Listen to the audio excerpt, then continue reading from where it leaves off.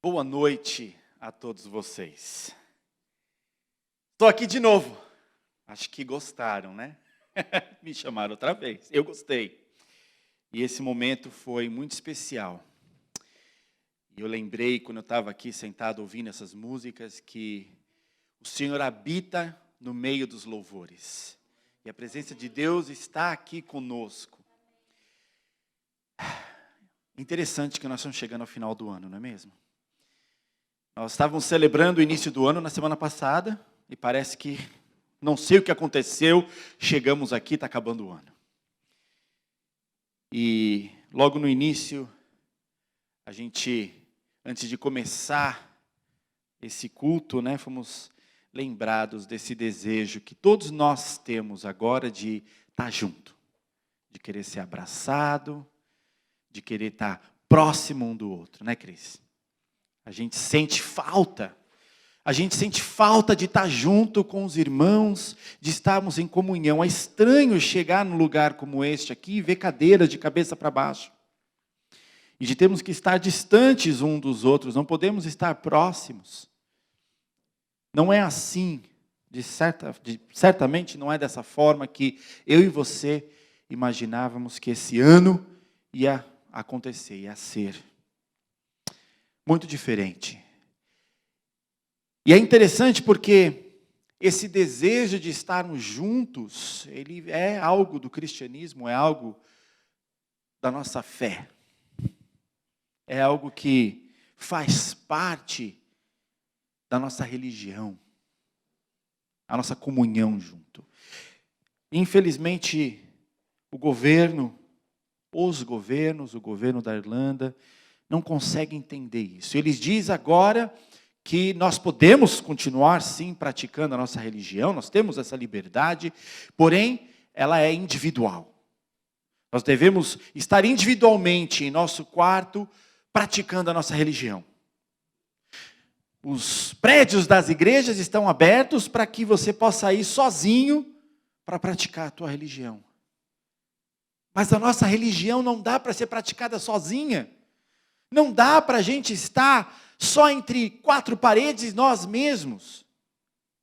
Sim, é dessa forma que nós nos relacionamos com o nosso Deus, mas esse Deus que se relaciona individualmente comigo e com você entre quatro paredes, nos diz que nós devemos sair, que nós devemos estar lá fora, nós devemos estar fazendo diferença na vida de outras pessoas. Bom, vocês chamam um missionário para estar aqui, para estar trazendo a palavra, pregando. E claro que missionário tem que falar sobre o quê? Falar sobre missões. A missão que foi dado não ao missionário, mas a todos nós. O missionário nada mais é do que uma pessoa com uma missão, com um objetivo, com uma tarefa, com um foco, com uma linha. Eu tenho uma missão. Nós temos uma missão. E nós vamos estar falando um pouco sobre isso nessa noite. Mas, na verdade, para a gente poder falar a respeito da missão de Deus para a gente, nós precisamos entender o que Deus espera de mim, de você. Qual que é a expectativa que Deus tem, que Jesus tem, para aqueles que o seguem? Sabe, nós não fomos salvos, nós não fomos chamados para Deus para necessariamente abrir igrejas, prédios. Nós somos chamados para fazer igrejas. E o conceito de igreja é um conceito muito antigo e não é exclusivamente bíblico, não é exclusivamente do Novo Testamento. Todos estavam muito acostumados com a palavra, que no original grego, eclésia, ou eclesia, que significa apenas uma assembleia, uma reunião de pessoas com um propósito único. É isso, é esse o significado, o sentido da palavra igreja, eclésia. Um grupo de pessoas que vêm juntos, com o mesmo propósito para discutir assuntos de comum interesse. De uma certa forma, a nossa igreja, a nossa assembleia tem a ver com isso. Nós juntos vemos para adorar o nosso Deus, para aprender a respeito do nosso Deus. Nós nos reunimos em comunidade. Estamos tentando fazer isso online. E é importante que a gente continue fazendo isso online neste momento. Porém é difícil. Porque a eclesia cristã, ela é diferente. Ela exige que nós estejamos juntos. Que a gente faça essa assembleia, faça essa vida em conjunto com outras pessoas. Agora não dá. Mas será que daqui 2 semanas, quando restrições começarem a ser melhoradas, levantadas, será que a gente vai começar, ou vai voltar a fazer igreja como nós de fato deveríamos? Mas a igreja primitiva, os primeiros cristãos, aqueles primeiros que começaram a entender a mensagem de Jesus e a segui-lo, eles não eram necessariamente pessoas que se identificavam como cristãos. Eles não chegavam nas ruas das cidades ou nos familiares com as pessoas que eles conviviam e diziam, olha, agora eu sou cristão. Não. É muito interessante porque é assim que às vezes a gente se identifica. Eu sou crente, eu vou naquela igreja. E o fato de ir à igreja, essa palavra, de ir à igreja, quer dizer então que você é um religioso ou que você é um cristão. Mas não era assim que as pessoas se identificavam na igreja primitiva, no início da igreja de Cristo.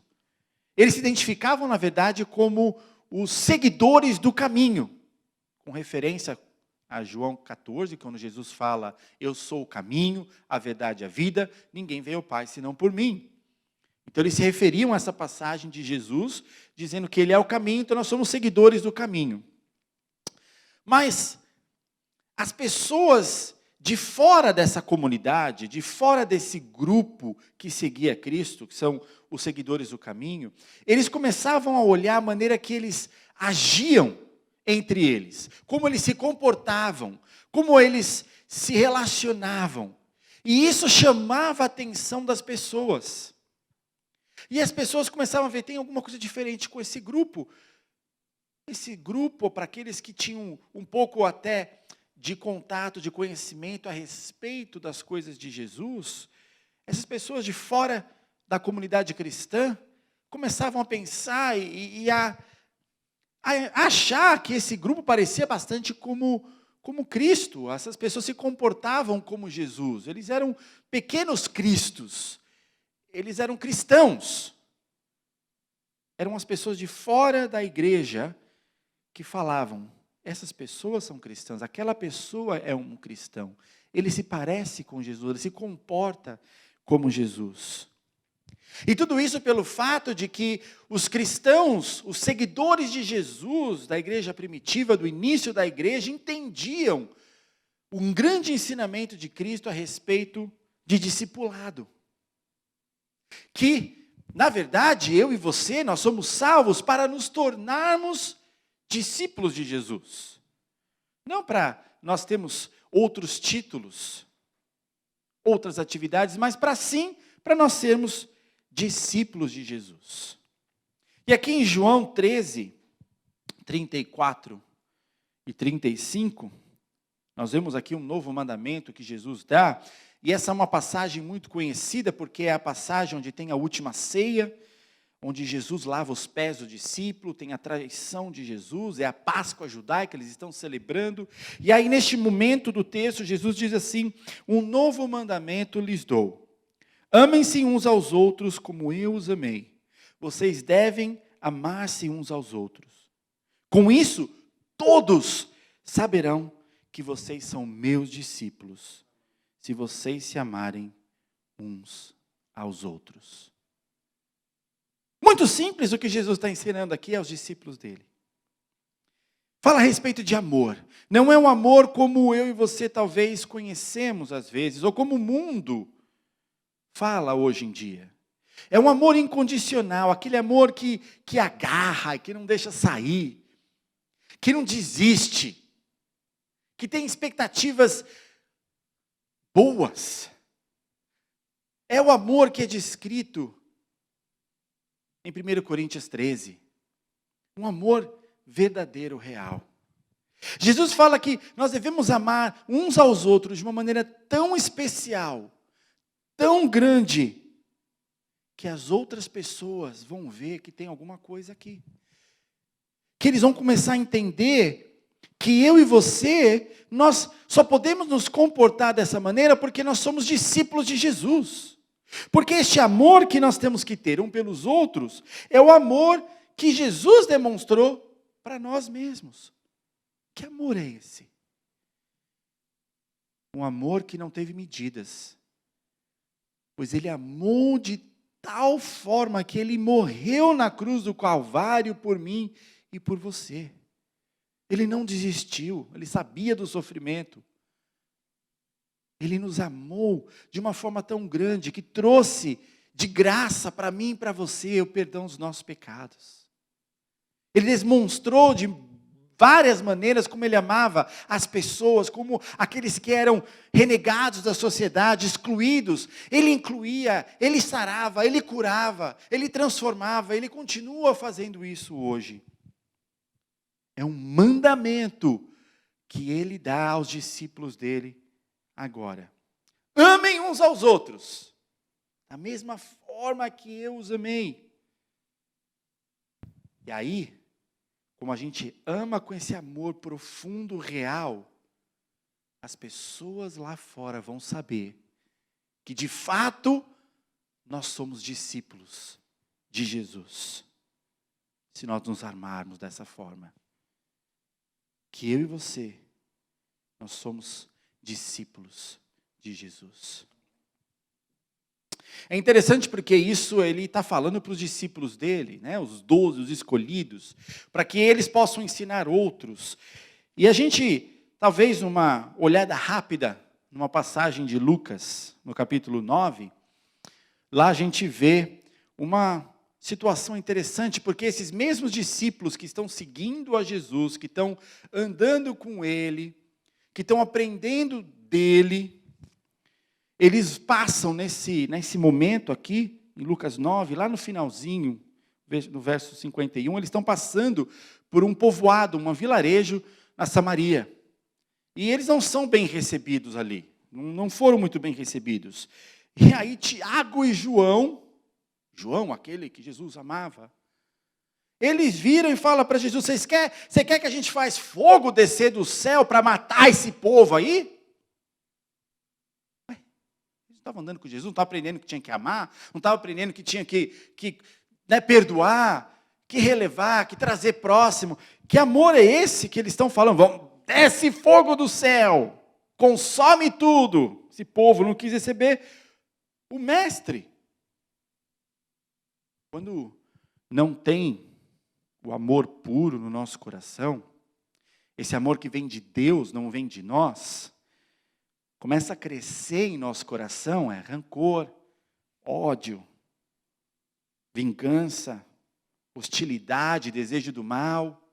E ali é o seguinte, é que os samaritanos rejeitaram. E essa rejeição sem amor no coração faz com que surjam esse tipo de sentimento no coração das pessoas, os discípulos ali, experimentando isso. E Jesus então termina nessa passagem dizendo, eu não vim aqui para destruir, mas eu vim para salvar.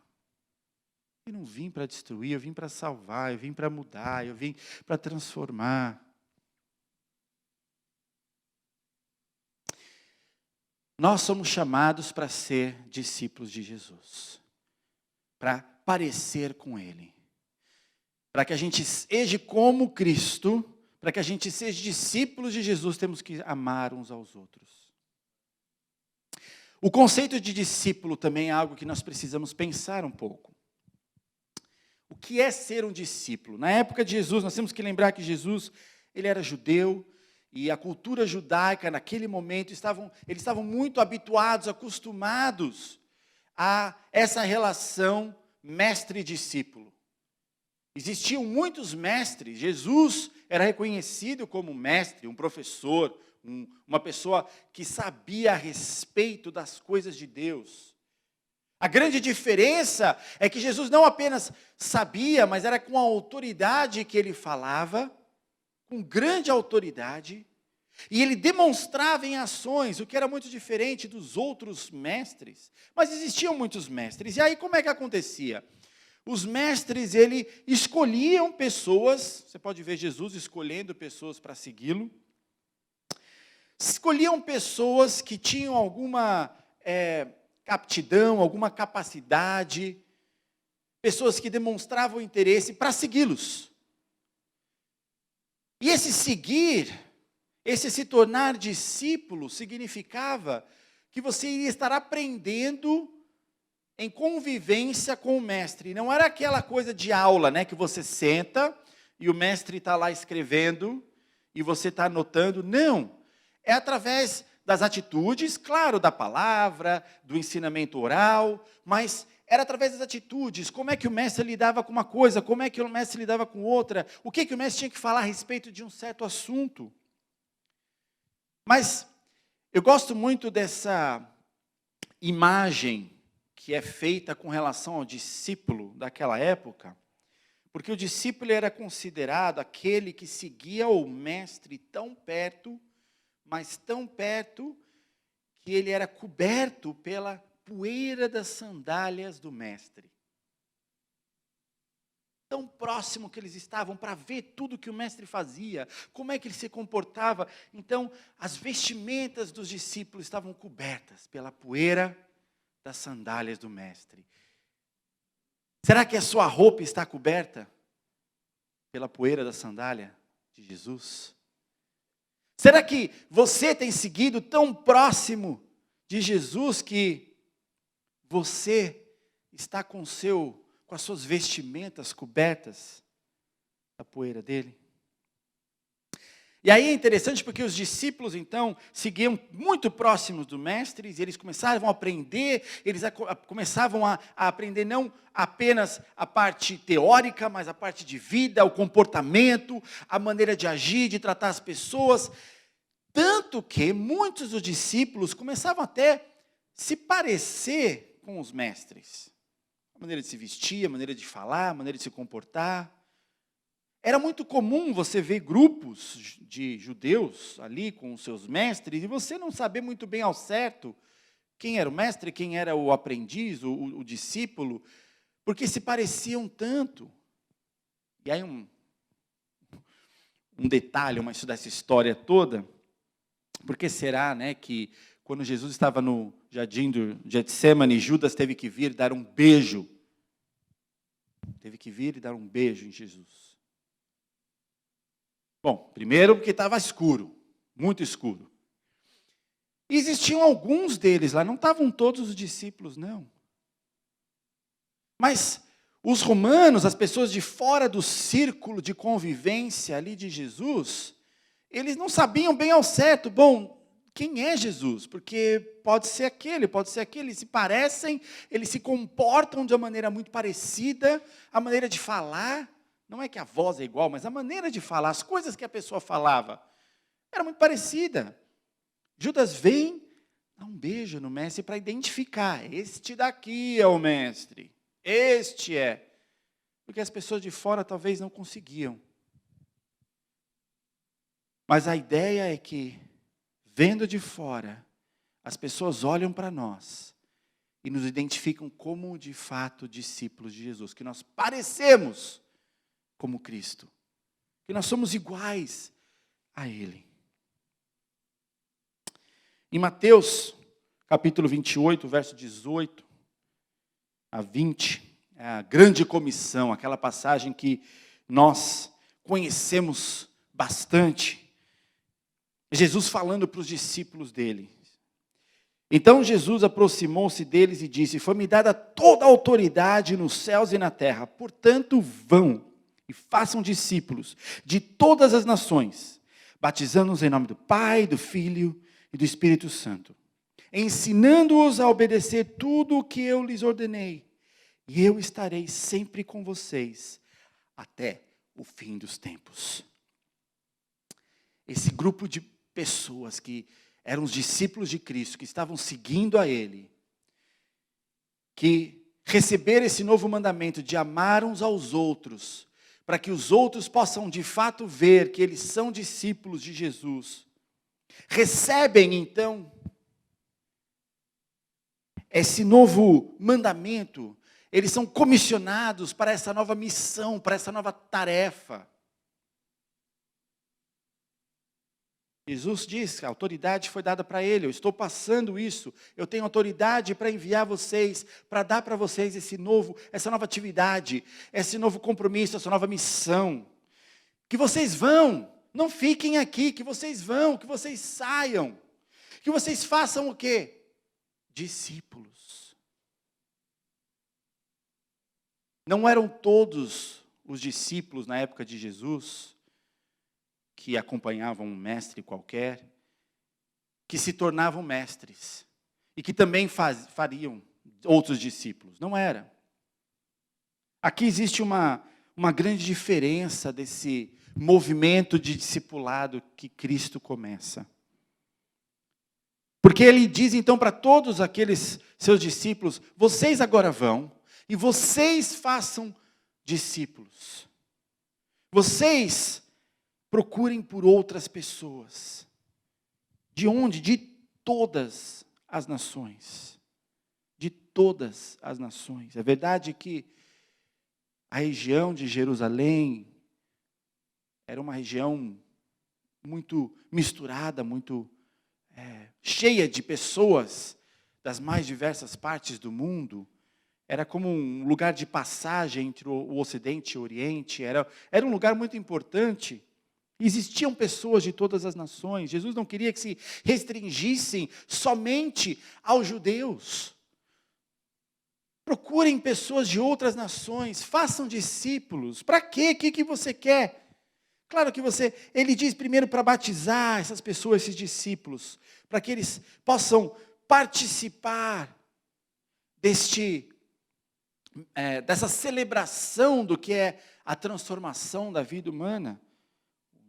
Velho homem morrendo, ressurgindo, um novo homem. Mas o que ele diz aqui é que nós devemos então ensinar a obedecer. Nós devemos ensinar a obedecer. O discípulo que vai fazer outro discípulo vai ensiná-los a obedecer o quê? Aquilo que eu lhes ordenei. Aquilo que Jesus ordenou para eles, eles vão ensinar para outros, que vão ensinar para outros, que vão ensinar para outros. E é assim que eu e você, hoje, devemos estar aqui, sendo discípulos de discípulos, de discípulos, de discípulos, até que tem Jesus. Nós só estamos aqui porque nós somos discípulos de Jesus. E se nós somos discípulos de Jesus, quer dizer que nós também temos a missão, a tarefa de fazer discípulos. Nós temos a missão, a tarefa de ensinar outras pessoas, de amar outras pessoas, de sermos esse grupo diferente que mostra, reflete a Jesus Cristo. E aí a gente olha de novo para a igreja primitiva, para o início da igreja, e eu acho que a gente pode aprender muito a como esse grupo de discípulos se relacionava, como eles se reuniam, como é que eles faziam eclésia, como é que eles faziam essa missão de Jesus. É claro, a gente tem que olhar então para Atos 2, 42 a 47. Se você até tiver a sua Bíblia com você, eu te encorajo a marcar algumas palavras, conforme a gente estiver lendo e falando a respeito dessa passagem. Mas em Atos 2, 42 a 47, diz assim: eles se dedicavam ao ensino dos apóstolos e à comunhão, ao partir do pão e às orações. Todos estavam cheios de temor e muitas maravilhas e sinais eram feitos pelos apóstolos. Os que criam mantinham-se unidos e tinham tudo em comum. vendendo suas propriedades e bens, distribuíam a cada um conforme a sua necessidade. Todos os dias continuavam a reunir-se no pátio do templo, partiam o pão em suas casas e juntos participavam das refeições com alegria e sinceridade de coração, louvando a Deus e tendo a simpatia de todo o povo. E o Senhor lhes acrescentava diariamente os que iam sendo salvos. Que maravilhosa essa imagem da igreja de Jesus. Que maravilhosa essa imagem dessa igreja tão simples, vivendo com tanta verdade. A gente começa a ver aqui que eles eram dedicados, eles se dedicavam ao quê? Eles tinham dedicação a algo muito especial, que era o ensino dos apóstolos. Tudo aquilo que os apóstolos haviam aprendido de Cristo, e que hoje para nós estão registrados no Novo Testamento. Eles tinham os apóstolos ali, cara a cara, podiam ouvir deles. A gente tem aqui escrito cartas, evangelhos, a experiência que eles tiveram com Jesus, como eles caminharam com Jesus, o que eles aprenderam com Cristo, eles começaram a ensinar. Então esse grupo se reúne e eles se dedicam a aprender sobre esses ensinamentos. Por quê? Para a gente aprender, para poder ensinar outros. Porque foi isso que nós somos ordenados, foi isso que nós somos comissionados. Para ensinar outros nós precisamos aprender. E esse grupo então também se reúne para ter comunhão. E é algo que está difícil agora para nós. Temos comunhão virtualmente. Alguns de nós estão cansados de estarmos no virtual, mas nós precisamos continuar perseverando, se conectando, para que a gente não perca a oportunidade de estar em comunhão com os outros, com os irmãos, com pessoas que acreditam na mesma coisa que a gente. Não podemos deixar de estarmos juntos, mesmo online. Esse grupo, então, eles tinham comunhão, eles partiam o pão. Claro que para nós é muito vívida em nossa mente essa imagem do pão e do vinho. Está se relacionando, está se falando aqui a respeito da Santa Ceia. Eles partiam o pão para lembrar daquilo que Jesus fez por nós todos. Esse memorial que Jesus deixou, o pão e o vinho, para lembrarmos que o seu corpo foi dado, que o seu sangue foi derramado para o perdão dos nossos pecados. Jesus disse para a gente fazer isso todas as vezes em memória dele, até que ele venha. E a igreja primitiva entendia isso e fazia, partia o pão. E eles oravam juntos. Interessante porque sempre as reuniões de orações, elas são as menores, né? As menos visitadas. Se a gente for fazer uma reunião de louvor, se a gente for fazer uma reunião que tem alguma coisa para comer depois, se vem alguma pessoa para pregar especial, a igreja fica cheia, todo mundo acessa a internet, se a gente fala que é uma reunião de oração, não dá tempo e tal. Esse grupo se dedicava, tinham dedicação à oração, partiam pão e aprendiam. E aí que diz que eles estavam cheios de temor. Não quer dizer que eles estavam com medo, não é medo, temor. Temor tem a ver com respeito, reverência, adoração. Eles entendiam que aquilo tudo era real e importante, de que eles de fato não mereciam, mas eles estavam recebendo como uma dádiva de Deus. Temor não é medo, é uma reverência, um respeito. E é claro que existiam muitas maravilhas e sinais feitas pelos apóstolos, e eu às vezes penso hoje em dia, quais são os sinais que têm sido feitos em nossas igrejas, em nossos grupos. O que é que nós temos visto por aí? Eles se mantiveram unidos. Não existia divisão, não havia briga. Eles estavam juntos, um precisando do outro. Eles, tudo que tinham, eles dividiam. Imagina só isso, gente. Como é que isso pode ser? Claro que qualquer pessoa, qualquer comunidade, qualquer vizinho, iria ficar espantado nos dias de hoje de ver um grupo como este. Venderam tudo, dividem e distribuem. Aqueles que têm uma necessidade, recebem.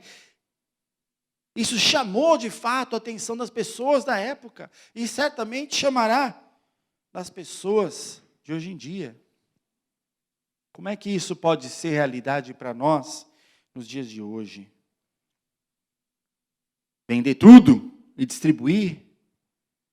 Olha, às vezes é só abrir o armário e ver que você tem 2, 3 casacos, 5, 6 pares de sapatos. Você só consegue usar um casaco por vez. Você consegue ter um par de sapato por vez. E tem gente até na sua comunidade, nessa igreja, no seu grupo, que não tem, que precisa. Como é que nós podemos dividir? Como é que nós podemos ser real, amar uns aos outros, com ações, com atitudes, e não apenas com palavras? É o que eles faziam aqui. Todos os dias, eles se reuniam. Não era só de sábado à noite, não era de domingo. Eram todos os dias. Eles iam para o pátio do templo, que era o lugar comum da época, para as pessoas se reunirem. Qualquer pessoa podia ir ao pátio do templo. Conversas aconteciam, eles iam para lá, para aprender tudo isso, para discutir todas essas coisas, para estarem juntos. Todos os dias. Às vezes até para conseguir pessoas para vir para a igreja uma vez por semana, a gente não consegue, né? Para acessar o Zoom em casa. Você está em casa, no conforto do seu lar. Ai, não quero, tem culto hoje, mas estou cansado. Pequeno grupo, uma vez por semana, para aprender a Bíblia. Ai, não dá, estou cansado do emprego. Gente, você pode ficar de chinelo, de bermuda, ninguém vai ver. Senta no sofá da sala. Hoje não tem mais desculpa, né? Quando a gente estiver aberto aqui, e aí? Como é que vai ser a desculpa? Esse grupo aqui se reunia todos os dias. Aí eles partiam o pão aonde? Nas casas. Não era só na igreja não, gente. Na casa um dos outros, eles partiam o pão, lembravam do sacrifício de Cristo. Eles sentavam em volta da mesa para ter uma refeição. Era com alegria, com sinceridade, não é porque era uma obrigação, porque alguém mandou uma programação, eu vou ter que ir na casa de fulano, vou ter que me reunir com eles. Não, eles queriam estar juntos. Esse é o amor que Jesus fala. Uns pelos outros, de querer estar junto. Louvando a Deus e tendo a simpatia de todo o povo. Isso quer dizer que as pessoas de fora olhavam com os bons olhos. Existe algo nesse grupo que eu não consigo entender. Existe algo nesse grupo maravilhoso. Como é que eles se comportam? E a maneira que eles tratam uns aos outros, que eles demonstram este amor, é assim. É assim que dá para ver que eles são discípulos de Jesus. Como é que será que as pessoas veem a gente, veem o nosso grupo, a nossa igreja? Será que eles conseguem ver que nós somos discípulos de Jesus?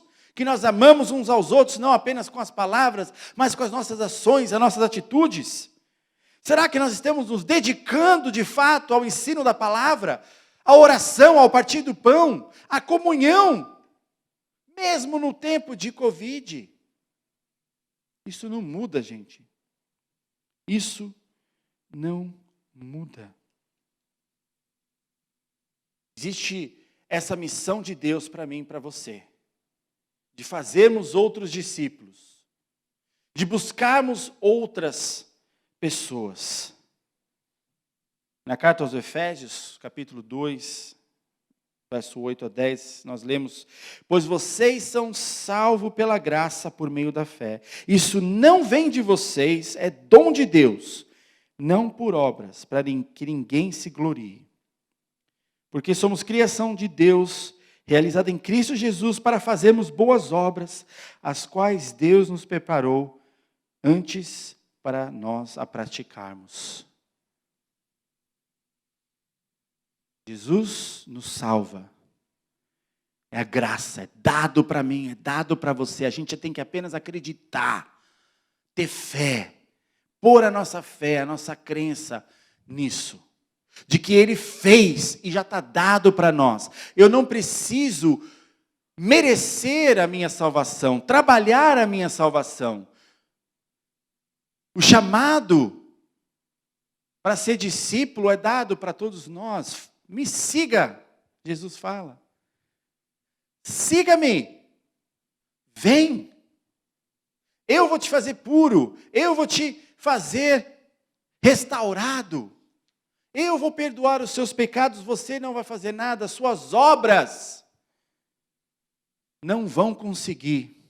E tem muita gente que até está na igreja e ainda acha que precisa ganhar esse perdão de Deus, a aceitação de Jesus, que precisa acertar as coisas primeiro. Não, eu entendo, Jesus sim, Ele morreu na cruz, eu entendo, Ele é Salvador, mas eu ainda preciso fazer algo, não tem nada que você possa fazer, já foi feito. Em Isaías nós lemos que as nossas boas obras, as nossas boas atitudes, nossas boas ações são como um pano imundo diante de Deus. Não adianta, mas já foi feito. Nós temos que ter fé, acreditar, receber. Aí você recebe de Jesus essa tarefa, essa obra, essa atividade que é falar dele para as outras pessoas. Falar de Jesus para as outras pessoas. É essa a tarefa, fazer outros discípulos que vão aprender, que vão estar juntos em comunhão, que vão partir o pão, que vão orar, que vão ter o temor do Senhor, que vão louvar. É isso. Essa é a tarefa que eu e você temos. Simplesmente essa. Não tem nada que você possa fazer de obras, mas existe algo que você deve fazer para ser de fato incluído dentro desse plano, dessa missão de Deus. E a gente encontra lá em Romanos 10, a partir do verso 9. Se você confessar com a sua boca que Jesus é o Senhor e crer em seu coração que Deus o ressuscitou dentre os mortos, será salvo. Pois com o coração se crê para a justiça e com a boca se confessa para a salvação. É isso que você tem que fazer. Confessar com a sua boca. Falar. Jesus é o Senhor. O que isso quer dizer? A palavra Senhor para nós hoje ela é muito mal entendida, muito mal usada. Aqui no contexto grande é que quando você diz que Jesus é o Senhor, é que Jesus está sobre a sua vida, Ele tem autoridade sobre a sua vida, você respeita tudo o que Ele fala, você segue os mandamentos dEle, Ele tem o controle da sua vida. A vida é sua, mas Ele é o Senhor. Ele é o que está no trono, não é você. Confessa, diga com a sua boca. E aí você crê no seu coração que Deus o ressuscitou dentre os mortos. Jesus não está morto não, gente. Ele morreu, mas Ele ressuscitou, Ele irá voltar. Aleluia. É isso que se resume, é nisso que se resume a nossa fé, a nossa crença cristã. É a morte, a ressurreição de Cristo. É o mandamento que eu e você temos de ir por todo mundo, pregar o evangelho a toda criatura, fazer discípulos, batizar pessoas. É isso. Essas são as boas obras que nós vemos em Efésios. É essas boas obras. Não é para nós, é para Ele. A gente vai fazer isso não para nós mesmos, não é para a gente ter pontos, não. é para a glória do nome dele. Continuando em Romanos 10, 14 e 15, nós vemos, pois, como invocarão aquele que não creram? E como crerão naquele em que não ouviram falar? E como ouvirão se não houver quem pregue? E como pregarão se não forem enviados? Como está escrito, como são belos pés do que anunciam as boas novas. Como? Como que nós vamos ver novos discípulos? Como que nós vamos poder demonstrar o amor um pelos outros se não existem outros à nossa volta? Como? Como que vão crer? Como é que eles vão crer no coração? Crer no coração que Jesus foi ressuscitado. Ele não está morto. Nós precisamos falar sobre essa verdade para que as pessoas possam crer. Como crerão? Se eles nunca ouviram falar. Nós precisamos pregar, nós precisamos falar. Uma missão que é para você, para mim, para todo aquele que crer em Jesus Cristo. Uma missão dada para todo crente, não é para algumas pessoas seletas, não.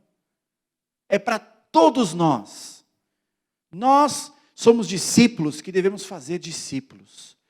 Discípulos de Jesus que segue a Ele porque Ele é um Cristo ressurreto, que deu-se como sacrifício perfeito para o perdão dos nossos pecados. Não há nada que eu e você podemos fazer, já foi feito.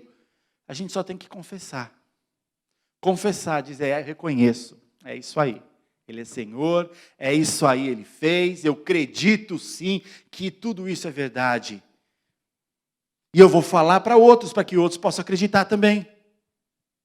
Eu vou falar para outros, para que eles também possam ouvir. Jesus nos envia, nós somos enviados, nós devemos ir. Não é por um acaso que você não está no seu país de origem. Talvez você está assistindo aqui da Irlanda e você é brasileiro. Ou talvez você é brasileiro em outra parte do mundo. Não é por acaso que Deus tirou você do seu lugar de origem e levou você para onde você está.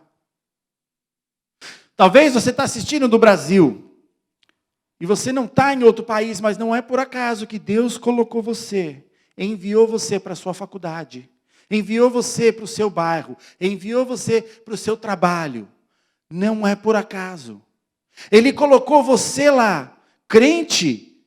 Você que é crente, você que é discípulo de Jesus, Ele pôs você aonde você está, para você fazer diferença à sua volta, para você ser o sal e a luz, para você fazer discípulos que fazem outros discípulos, ensinar as pessoas a seguirem os ensinamentos de Jesus. É para isso, é exatamente para isso.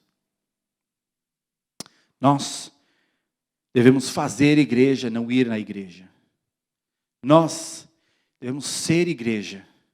Nós devemos ser discípulos, que são reconhecidos pela maneira que nós amamos uns aos outros, pela maneira que nós nos dedicamos ao ensino da palavra, às orações, ao partir do pão, à comunhão. Essa é a igreja de Jesus. Esses são os discípulos de Jesus. Vamos orar. Baixe sua cabeça.